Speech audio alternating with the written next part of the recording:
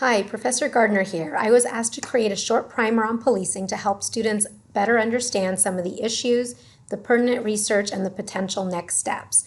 I'm going to keep this as short, as simple as I can, but I'll be honest, there are a lot of layers to this current crisis and much to process and understand about policing.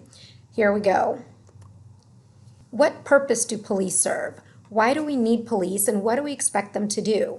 Which societal problems do we expect them to address, to respond to, and to solve? These are important questions and ones that are being asked currently as many call for police departments across the country to be dismantled, defunded, and reinvented. First, it's important to understand that in the United States, we have two systems of social control. Informal social control, which is we the people, as in our parents, neighbors, teachers, coaches, clergy, colleagues, and others, are considered informal social control. People in our immediate vicinity or network encourage our adherence to norms and laws. That's what informal social control is. While this is generally effective, it's not always effective, and that's why we need a formal mechanism for social control. This is our police. So American police exist to protect life, liberty, and property.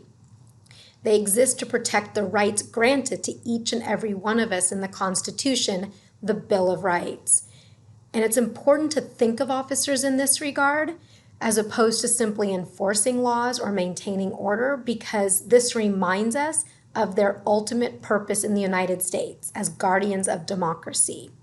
Key to this discussion is that police officers are agents of the government, and they are representatives of the government. This means they derive their authority from the people, and they are accountable to the people. Sir Robert Peel, founder of the London Metropolitan Police, said it best when he said, "Police at all times should maintain a relationship with the public that gives reality to the historic tradition that police are the public and the public are the police. The police being only members of the public who are paid to give full-time attention to duties which are incumbent on every citizen in the interest of community welfare and existence." In other words, they get paid to help society, or us, enforce social norms and laws when our informal social control efforts are insufficient. Police are generally considered to be the most visible agents of government. This is why legitimacy is crucial, not just for our public safety, but for our democracy. Police derive their authority from us, the people, which means that they are accountable to us, the people. Without our authority, they cannot do the job we've entrusted them to do. Legitimacy is what separates democratic policing from non-democratic policing. This is because police are one of the only groups of people, military being another, that are given the right to use coercive force against other groups of people. Therefore, police must be viewed as legitimate if they're going to be effectual. Members of society must agree that police use of coercive force is morally appropriate and valid, in other words, legitimate. The current protests make it very clear that the public is challenging police legitimacy and moral authority. The core tenets of democratic policing, as you see on your screen, are fundamental fairness, which is treating everyone the same, regardless of age, gender, race, or ethnicity, sexual orientation, or any other characteristic. Transparency is being open and honest with the public. Accountability is receiving feedback, acknowledging alleged wrongs, investigating complaints, and making any necessary corrections or amends. We'll talk more about that in a minute. When individuals believe that an institution is appropriate, proper, and just, they are more likely to comply with the rules and to defer to the institution's authority. So legitimacy of the institution is very important, and it is highly dependent on police behavior, both actual and perceived. Police legitimacy, then, can be thought of as the extent to which we recognize and are willing to defer to the authority of the police to regulate our behavior, including obeying laws. We can think of police legitimacy as falling along a continuum ranging from strong to weak, with the position along the continuum being determined by police behavior and, importantly, the public's perception of police behavior. Researchers have explored many different factors that might improve police legitimacy and have generally focused their efforts on the idea of procedural justice. meaning how police treat members of the public can impact their views on individual officers, as well as the department and the profession as a whole. There are four key aspects or pillars of procedural justice. Citizen participation, in other words, citizens feel that they've had a voice in the matter and that they've been able to explain their side of things prior to the officer making a decision about what to do. Perceived neutrality on the part of the police in making the decision. Police treating all parties with dignity and respect during the interaction, and whether or not the police convey trustworthy motives. If they do these things, we should see improved citizen satisfaction with the police, willingness to cooperate with the police, trust in the police, and confidence in the police. These things are all really important, and they're tied together because individuals who do not trust the police don't call the police to report crime, and they do not cooperate with police later on, meaning they don't provide witness statements or call into anonymous tip lines, etc. We know through research that police rarely solve crimes on their own. They solve crimes when the public provides straightforward and consistent information that leads to suspect identification and eventually arrest. Communities that don't trust the police can experience higher levels of crime because area criminals are not reported, arrested, or held accountable for their crimes, which means crime flourishes in these communities. A way to reduce crime is to build trust and relationships through community policing. This figure shows how the use of different policing strategies can perpetuate a cycle of crime in neighborhoods or neutralize it. Policing strategies that are implemented in a race-neutral way improve legitimacy and cooperation. Meanwhile, policing strategies that are implemented in non-race-neutral ways hurt police community relations, which in turn hinders police officers' ability to deter and solve crime.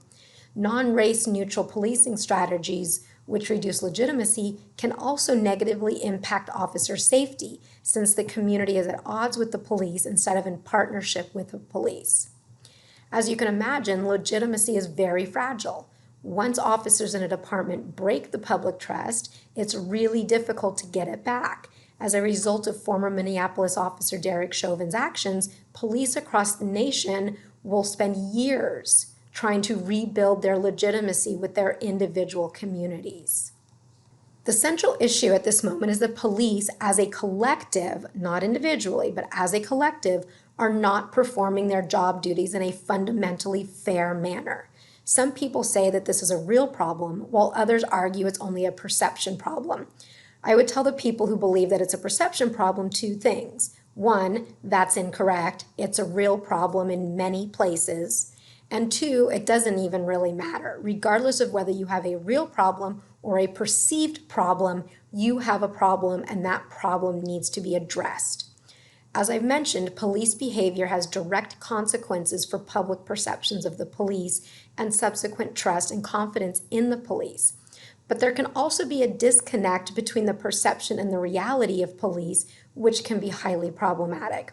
So one way to think about democratic policing is that the principal concern of democratic policing is not the behavior of citizens, but the behavior of officers.